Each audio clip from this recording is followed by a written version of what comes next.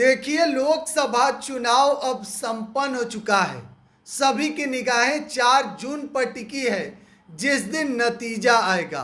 लेकिन आज हम आपको बताने जा रहे हैं कि बिहार के 40 लोकसभा सीट पर तेजस्वी प्रसाद यादव कितना सीट पर उनकी पार्टी जीत रही है, यानी कि आरजेडी इस बार 40 में कितने सीट पर चुनाव जीत रही है। क्योंकि तेजस्वी पर चर्चा इसलिए जरूरी है क्योंकि 251 जनसभा को संबोधित तेजस्वी यादव ने किया है।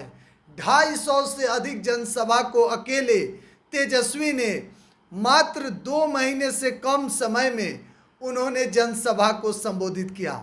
तो मोदी के 5 किलो राशन वाला फैक्ट जादू काम हुआ या फिर तेजस्वी के रोजगार और नौकरी पर बात करने वाले तेजस्वी सफल हुए। तो देखिए, तेजस्वी 8 लोकसभा सीट पर लगभग ललटेन जरने जा रहा है। वह 8 लोकसभा सीट कौन है, तो आपको हम एक एक करके बता रहे हैं। पहला है शिवहर लोकसभा सीट, जहां से तेजस्वी की पार्टी यानी कि आरजेडी वहां से मजबूत स्थिति में दिखाई दे रही है। यानी कि आप कह सकते हैं कि रितु जायसवाल का पलड़ा भारी है जेडीयू के लवली आनंद के मुकाबले में। तो शिवहर में ललटेन जल सकता है इस बार। और दूसरा कहां पर ललटेन जलेगा, तो देखिए सीतामढ़ी में, जहां से अर्जुन राय चुनावी मैदान में उतरे और उनकी लड़ाई देवेश चंद्र ठाकुर से था, जो कि जेडीयू के उम्मीदवार, उनसे उनका सीधा मुकाबला था। तीसरे नंबर पर वैशाली लोकसभा सीट है, जहां से मुन्ना शुक्ला आरजेडी के उम्मीदवार थे और वहां से वैशाली में भी लालटेन जलने की आसार है। लालटेन वहां पे मजबूत है। लड़ाई उनकी थी बीना देवी से, जो कि एलजेपीआर यानी कि चिराग पासवान के पार्टी से चुनावी मैदान में थी। और देखिए चौथा सारण लोकसभा यानी कि छपरा, जहां से लालू प्रसाद यादव की बेटी रोहिणी आचार्य चुनावी मैदान में थी। लड़ाई राजीव प्रताप रूढ़ी से था, जो कि वहां से सिटिंग एमपी हैं, बीजेपी के उम्मीदवार हैं। देखिए बेहद दिलचस्प मुकाबला सारण लोकसभा का रहा, लेकिन वहां पर मजबूत स्थिति में रोहिणी आचार्य है। अब देखिए 5वें नंबर पर है उजियारपुर। उजियारपुर में भी लालटेन जलते हुए दिख रहा है। आलोक कुमार मेहता वहां से आरजेडी के उम्मीदवार थे, उम्मीदवार हैं, और नित्यानंद राय बीजेपी से। तो लड़ाई नित्यानंद राय और आलोक मेहता के बीच थी, लेकिन मजबूत स्थिति में आलोक मेहता।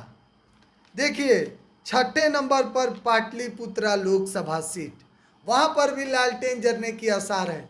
मीसा भारती लालू प्रसाद यादव की बेटी वहां से चुनाव लड़ रही है और बीजेपी से वहां से राम कृपाल यादव चुनावी मैदान में थे। मुकाबला बेहद दिलचस्प रहा और राम कृपाल यादव जो लालू प्रसाद यादव के कभी बेहद करीबी हुआ करते थे, और इस बार वहां से पाटलिपुत्रा से मीसा भारती मजबूत स्थिति में है।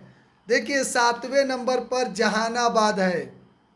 जहानाबाद में भी एक लंबे अरसे के बाद लालटेन जल सकता है। सुरेंद्र यादव वहां से चुनावी मैदान में है और चंदेश्वर प्रसाद चंद्रवंशी जो जेडीयू से वहां से जहानाबाद से उम्मीदवार थे।